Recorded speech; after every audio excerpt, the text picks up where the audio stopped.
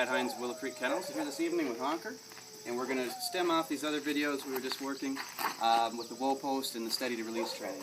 I'm going to start this session with a few treats. He's pretty excited about these birds, so we'll see how these treats do for him. That's what I was kind of... Oh, good. Very good. Sometimes they quit eating the treats when you start training. I like to mix these in throughout the training. Whoop. Helps build confidence, really develops that woe, keeps the feet still. Throughout all the training, we try to use quite a bit of clicker. It's just another venue for them to learn it and make them more solid in the training. Whoop. Right, so get that established. Throw a few pigeons here. Throw a few pigeons here. That was the last session.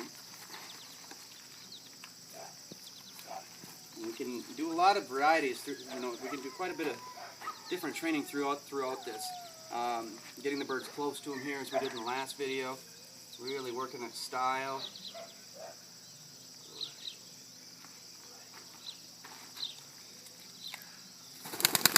Keep still. I got a hold of the rope. I thought he might move.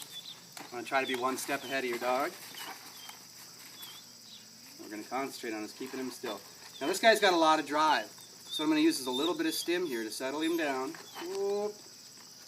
See that belly just raise up just a little bit. It's pretty sensitive back there. So that was a 2 out of 16 on a DT collar. So pretty light. You don't want to use much stimulation on the belly. The reason, we just got a question on that belly collar. The reason we use that belly collar, this point of contact back here is very easy for dogs to understand. It's they just naturally freeze when they feel something on their belly like that. There's two types of responses you can get there though. Some dogs will roll around a little bit, typically, and try to bite at this because something's got them by the rear end. If they do that, you probably just went a little bit fast. What you probably want to do is just put that belly collar on them real loose, let them wear it around for a little while, run a rope through it, start woeing them, and then go from there. But I won't get off on a tangent too bad here. We'll do a couple more pigeons, kind of where he was at. Now I'm going to get the belly collar ready this time. I'm not very effective holding onto the rope. I probably have to put quite a bit of pressure on him for that. What we do in dog training is we look for methods that work. You know, I guess what we look for is something that works with each individual dog.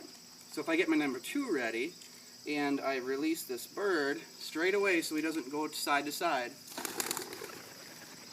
Number 2 right there, and then held it for a second and let go. Very good. Whoop. I'm going to try to keep him still, going back and forth. As he gets ready for steady release training, we're going to run him in master, probably utility and NABDA. He's going to run all kinds of tests, so we're going to make him very, very solid here. We've got a lot of style. We need this. We need dogs that look good out there in their breeding program. They don't get looked at very closely if they don't look very good. So number 3 again, I'm going to get ready. So everything's ready. I always think ahead. Let the bird go. Collar's ready. If he moves, if he doesn't move, very good. It's a good chance to click. Whoop. And reward that behavior. Very good. Do that all the way through the training. Sometimes when you're letting all these birds fly away, they're not getting as much reward. So the click and the treat is great. Another thing we can do is give them a retrieve, a bumper retrieve, a winged bird, something to let them know they still get retrieves and that these all don't fly away.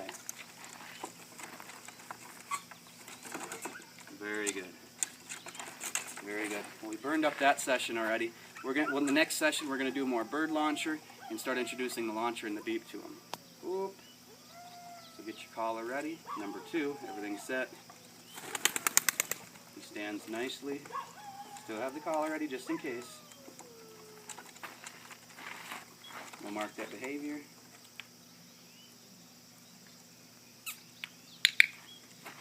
And reward. And I want his focus out here, so I waited until he looked at me. I waited until I had eye contact, and then I reinforced that.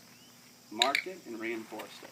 That will make that behavior more consistent in the future, and we'll have a dog that pays attention to us, wants to work with us, and we don't have to chase them all over the field, hollering obscenities. Thank you.